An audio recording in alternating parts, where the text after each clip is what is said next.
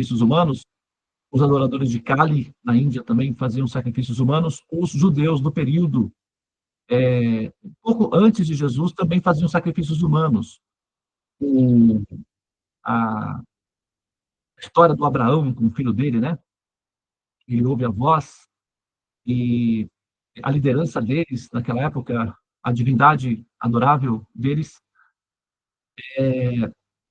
chamou o Abraão e disse: você vai, então, sacrificar seu filho, né?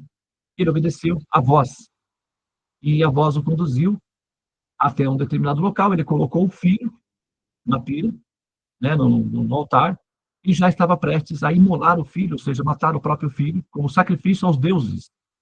Que isso era um hábito comum naquela época. O Abraão não foi o primeiro, não.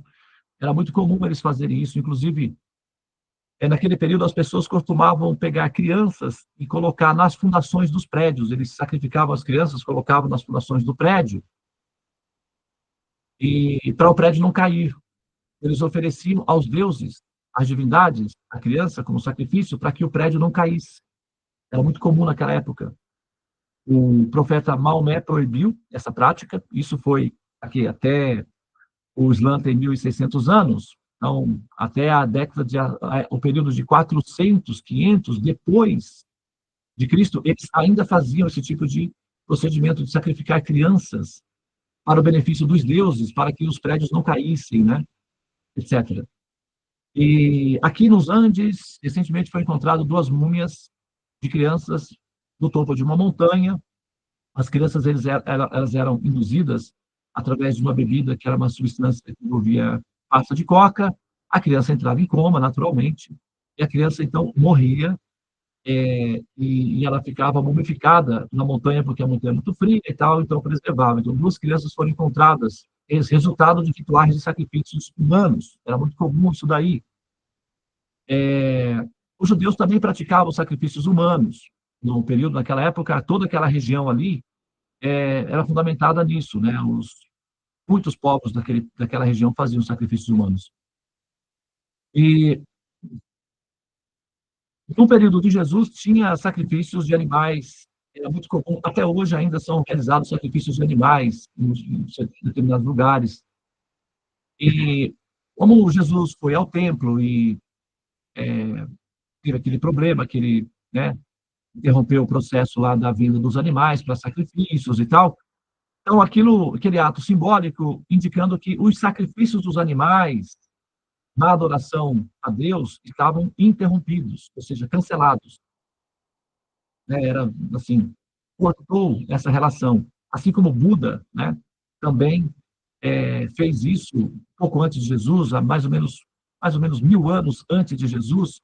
Siddhartha Gautama, o Buda, ele realizou esse processo, né? Ele apareceu ali no território da Índia, porque havia muitos sacrifícios. Os indianos, eles não costumam abater vacas e bois, esses animais são considerados sagrados, mas os demais animais não. Os indianos, eles não são necessariamente vegetarianos. Eles não comem carne de vaca e carne de boi, eles não matam, mas eles consomem muitas cabras, frangos, peixes, ovos. Eles comem esses animais. Uma parte dos indianos são vegetarianos, especificamente os Vaishnavas e os Jainistas são vegetarianos. Os demais não são vegetarianos, tá? E sacrifícios de animais era muito comum, então Buda apresentou a teoria de que os sacrifícios de animais, o sistema védico, era obsoleto, cruel com os animais. Ele era um defensor dos animais, inclusive me espanta muito que, né, atualmente alguns budistas se alimentam dos animais, assim, bem diferente, né, do contexto da orientação do Buda, ou da pregação dele, no caso. Mas, de qualquer maneira, o Siddhartha Gautama, o Buda, ele apresentou a proposta de que o sacrifício de animais era obsoleto, retrógrado e superado. Então, ele interrompeu esse processo através de um mecanismo de meditação chamado ahimsa, não violência, a união com o Supremo através da não violência. Isso já tinha sido ensinado lá atrás, né, pelo Buda. Depois, o Jesus Cristo estabeleceu essa pauta também no Oriente Médio, e os sacrifícios de animais, de seres humanos, tudo isso era bárbaro, retrógrado, tinha sido superado, e que daqui para frente seria diferente, né? Daqui para frente seria diferente. Então, eles perguntaram, mas então, como é que vai ser daqui para frente? Vai ser diferente como? Né? Qual é o propósito? Como é que a gente vai fazer? Quais são as leis que você vai deixar, então? Então, é, ele disse o seguinte: todas as leis dos profetas, todas as leis das religiões servem para orientar o ser, para que o ser desperte amor e compaixão. Essa é a função de todas as religiões, de todas as leis, de todas as técnicas espirituais. E se nós reduzirmos todas as técnicas para estimular os seres a despertar compaixão, então nós temos apenas duas leis fundamentais que devem ser observadas por qualquer pensador livre, por qualquer espiritualista, por qualquer ser predisposto a alcançar a transcendência, ou a liberar-se da condição inferior do ser humano que nasce e renasce, ele não falou isso daí, mas a ideia é que para qualquer ser espiritual, desenvolvido, evoluído, em harmonia com o Senhor Supremo, deve seguir ou acolher no coração apenas duas leis fundamentais.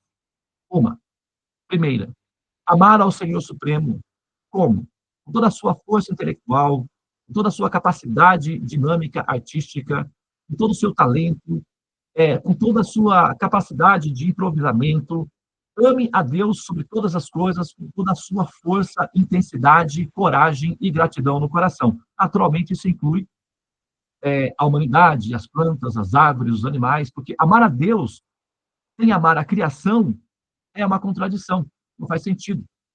É como dizer para uma pessoa que eu amo você, mas odeio o seu cachorrinho. Como assim? Não existe isso.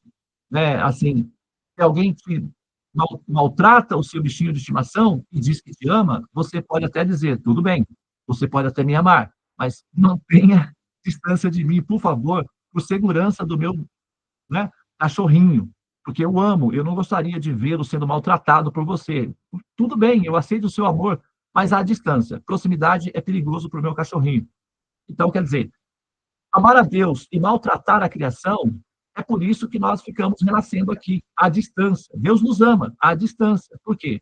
Porque nós podemos, eventualmente, ser violentos e cruéis com aquilo que Ele ama. Então, amar a Deus significa ter uma atitude integral com a criação, coerência. E, para isso, é necessário a ahimsa, não violência. Por isso que os Vaishnavas observam o sistema de ahimsa, não violência. Então, Jesus disse: amar a Deus com toda a sua inteligência, toda a sua força, a sua capacidade artística, seu intelecto, com toda a sua resiliência.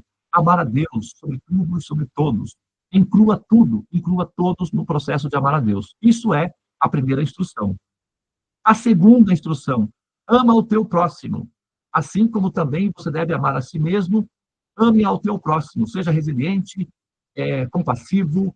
Não precisa ser paciente, porque o próximo realmente vai tirar a sua paciência. Pode ter certeza. Eu, por exemplo, entrei no templo e briguei com todo mundo lá, porque eu perdi a paciência. Eu não posso dizer para vocês sejam pacientes, porque às vezes a impaciência é necessária.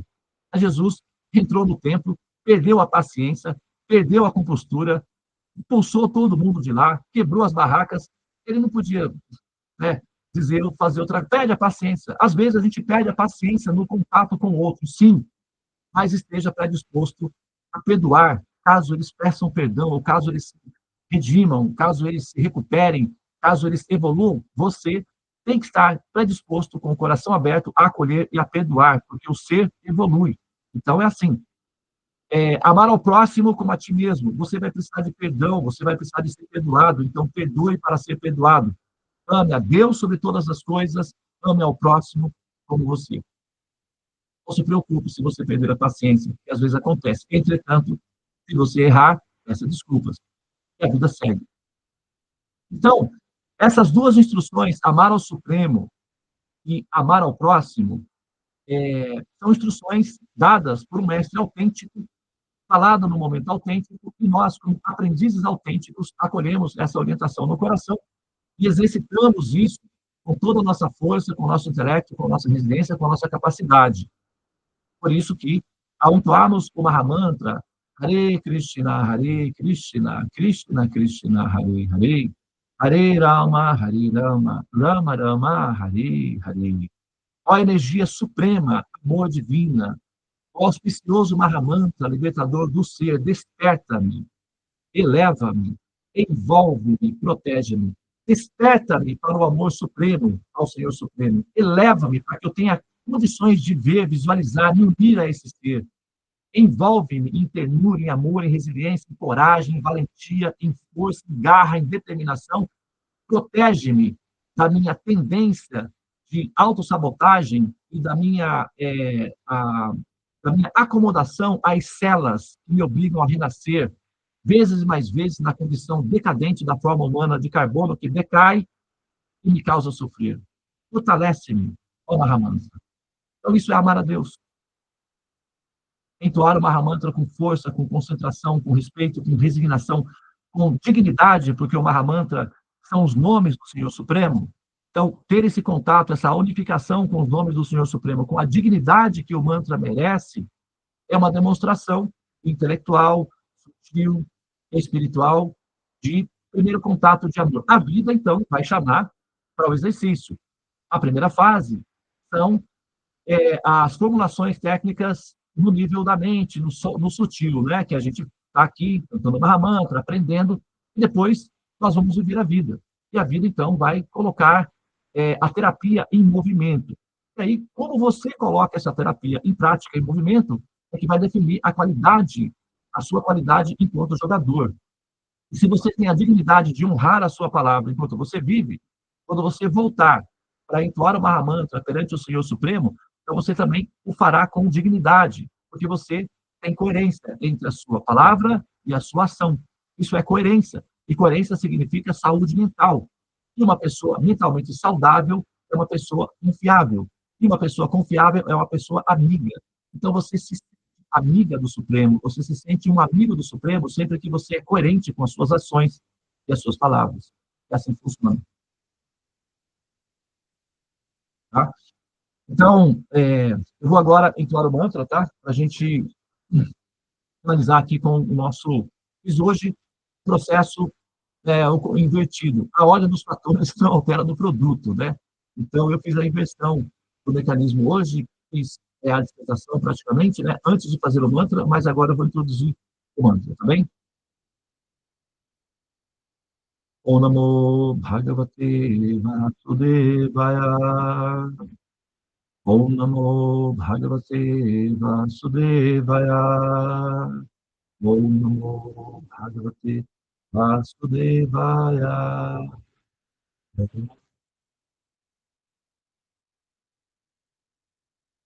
Bem, então, lendo do Srimad Bhagavatam, nós estamos agora lendo o capítulo. Estamos lendo o capítulo 1, capítulo 8, Orações da Rainha Kunti e a salvação de Parikshit. Parikshit era um bebê, um embrião, estava no ventre, né, da Tara, que era a mãe dele, né, e teve aquele evento lá, da, o problema de que veio a arma né, arma atômica, o mantra, né, que é chamada Brahmastra, e ia, então, a, a criança ia ser abortada. Então, a mãe veio e pediu abrigo no Senhor Supremo para proteger o bebê no ventre dela. Vamos muito bem. Versos 15 e 16. Yajapyastan Ramashitras Ruamogham Chapratikyam Vaishnavam Ja Asadya Namasamadya Digudvavaha Mamstapjitat Ashayam Savashayamye Achute Jaidhan Hayaya Devyam Jati Avati Hanchajaha. Om Hare Krishna. Agora vamos para a tradução.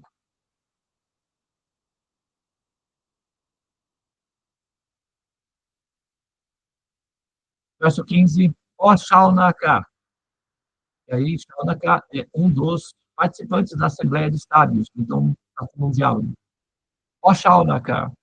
Embora a suprema arma Brahmastra, lançada por Ashwatthama, fosse irresistível, sem defesa ou revide, ela foi neutralizada e derrotada quando se confrontou com a força de Vishnu, o Senhor Supremo Krishna. Verso 16. Ó Brahmanas, não penseis que isso seja especialmente admirável, as atividades da misteriosa e infalível Suprema. Opa, eu fiz aqui, mudei a foto aqui. Vamos lá. É isso, né? Perdão, pessoal.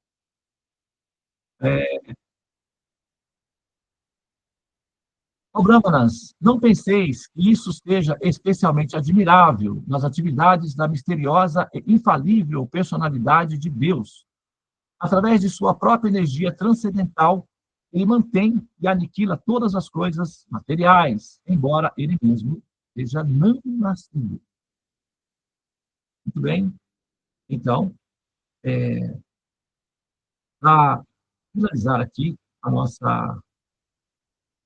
é, a nossa dissertação, olha só, como o verso está dizendo, o verso está sendo dito, essa arma, ela era considerada irresistível. Entretanto, eu acho que eu ouvi o Santana falar durante as orações dele na Torre dos Mantras, algo parecido com isso. Eu abrigo o Senhor Krishna, que é aquele que me entende quando eu estou caído, que é aquele que me fortalece quando eu preciso, que é aquele com quem eu posso contar nos momentos de dificuldade e desamparo. A esse Senhor Supremo eu me abrigo. Eu ouvi isso, eu entendi isso, né? Não foi exatamente com essas palavras, mas foi isso que eu entendi. E é exatamente essa a situação desse verso aqui. Então, o estado de desamparo do espírito diante do Senhor Supremo é uma atitude coerente de humildade, dignidade, gratidão e respeito.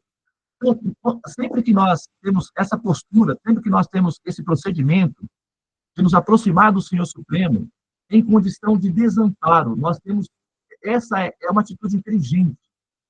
Sempre que nós nos aproximamos de uma pessoa que nós dependemos dela, nós não podemos nos aproximar com lamentação, com reclamação, com, sabe, com argumentos para forçar a pessoa superior a se adaptar à condição do vitimismo da pessoa inferior. Isso não é inteligente.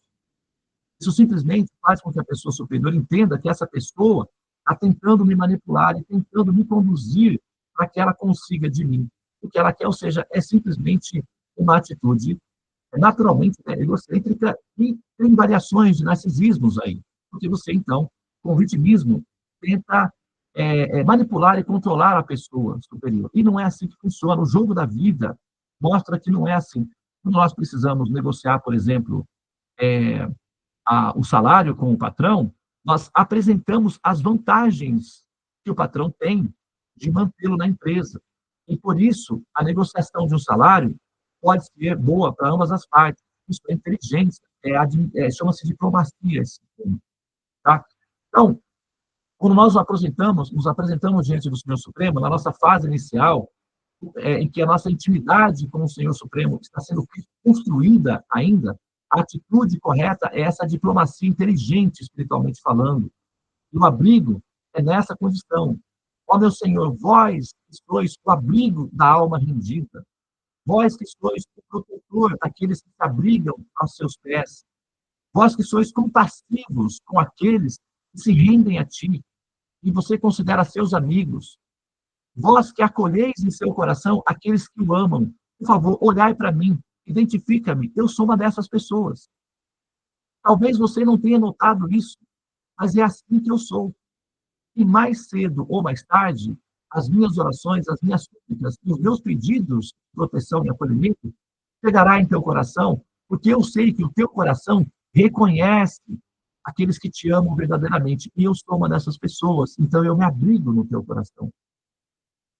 E assim eu encontro forças para resistir às tentações, para resistir às minhas fraquezas, para continuar a minha batalha pela vida, porque em ti eu encontro forças. É por isso que pelas manhãs, todas as manhãs, que é o meu horário principal, o meu primeiro momento, eu ofereço a ti, para que você me acompanhe durante todos os demais momentos do dia.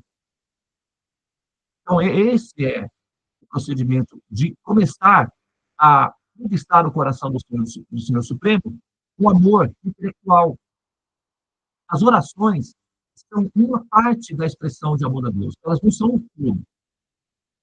Nós não expressamos amor a Deus apenas quando nós estamos orando. O ato de orar é um ato de organizar a cabeça, de entender a própria cabeça em relação ao Senhor Supremo.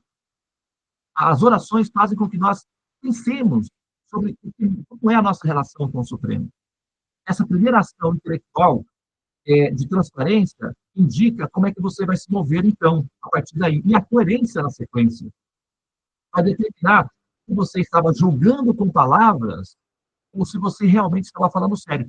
E na medida que você tem seriedade ou sinceridade, porque não basta sinceridade. Sinceridade todos nós somos. Vamos ser francos. Todos nós somos sinceros. Agora, sinceridade é apenas um ingrediente da receita. A outra parte é seriedade. Então, são dois elementos que compõem a receita. Sinceridade e seriedade. Sem seriedade, a sinceridade são jogos de palavras. Não é a Cássia Eller não cantou aquela música lá, das palavras? Tem uma música que ela cantou? A cantora chama-se Cássia Eller. E ela cantava uma música. Palavras, palavras, palavras. Né? Tem essa música, quem conhece sabe. Então, palavras jogadas ao vento é um jogo. É um jogo, é um truque psicológico. Não é assim que funciona. É preciso de essas palavras, essas sementes jogadas, elas precisam encontrar solo fértil no coração, ou seja, seriedade. Tá? Então, essa combinação de sinceridade com seriedade faz com que essa planta, que é o amor a Deus, cresça, vai crescendo, igual aquela do João e pé de feijão, sabe? Então, essa sementinha vai crescendo, vai crescendo, vai crescendo, vai crescendo, chama-se bhakti. Essa semente, esse arbusto, essa trepadeira, bhakti, é considerada uma trepadeira de amor a Deus. Você planta ela aqui no coração, ela vai crescendo, ela alcança a transcendência, entra no reino de Deus e acolhe, e abraça o Senhor Supremo de uma maneira que ele não consegue mais deixar de não ver você. Porque o seu amor o conquistou. E somente pessoas amigas conseguem conquistar pessoas amigas. Então é preciso de amizade. E é isso que nós fazemos diariamente. Esse nosso bate-papo aqui é uma terapia de grupo, para a gente entender o que a gente está fazendo. E na medida que a gente entende, as coisas ficam mais claras nas nossas ações, aí nós colocamos em prática os nossos movimentos. E isso chama-se evolução. Evolução é adaptação. Quem se adapta, evolui. Quem não se adapta, entra em extinção. Os dinossauros fizeram uma missão importante para nos ensinar que a dificuldade em se adaptar também significa assumir a extinção. Então, a dificuldade em se adaptar à evolução espiritual, à prática do caminho espiritual, à prática do cultivo espiritual, significa renascimento, renascer, morrer, renascer, morrer, renascer, nascer e morrer. Isso é extinção. Então, ou nós nos adaptamos à evolução, ou nós entramos em extinção. As duas coisas são difíceis. Evoluir é difícil. Acordar pelas manhãs, meditar, orar, se preparar espiritualmente, é difícil. Não é fácil, não. É difícil. Mas nascer e morrer é mais difícil ainda. Porque você tem que enfrentar os mesmos problemas, vida após vida, sempre, redundantemente, desgastantemente. É difícil. Tudo é difícil. Trabalhar e pagar as dívidas é difícil. Ter dívidas e ansiedades também é difícil. Tudo é difícil. Agora, o que a gente escolhe? Qual dos caminhos difíceis nós vamos escolher? Pessoas inteligentes escolhem o caminho difícil e soluciona sempre os problemas. E pessoas superficiais se adaptam a uma condição letárgica e mantêm os seus problemas permanentemente. Isso é irracional para pessoas inteligentes. Não é o nosso caso, felizmente. Né? Muito bem. Então, eu vou pausar aqui. Tá? Muito obrigado pela associação de vocês, né, pelo fortalecimento espiritual, pela nossa egrégora, pela nossa união, né, espiritual. E que bom, né, que a gente pode se encontrar eventualmente para falar sobre os nossos assuntos, né, sobre as nossas dificuldades, para ter forças aí para continuar a nossa caminhada, porque é assim que é. Né? Tem pessoas que lutam um pouco e são boas. Parabéns. Tem algumas que lutam mais, são melhores. Essas são parceiras. Mas também há aquelas que lutam sempre, estão determinadas a manterem-se constantemente em estado de desenvolvimento. Essas pessoas, essas últimas, elas são imprescindíveis para a humanidade. Então, nós precisamos nos tornar pessoas imprescindíveis.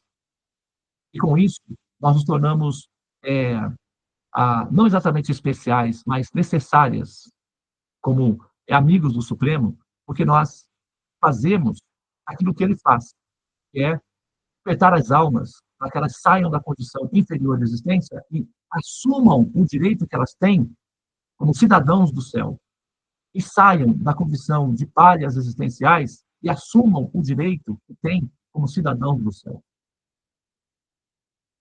Tá? Então, muito obrigado mais uma vez. Namastê.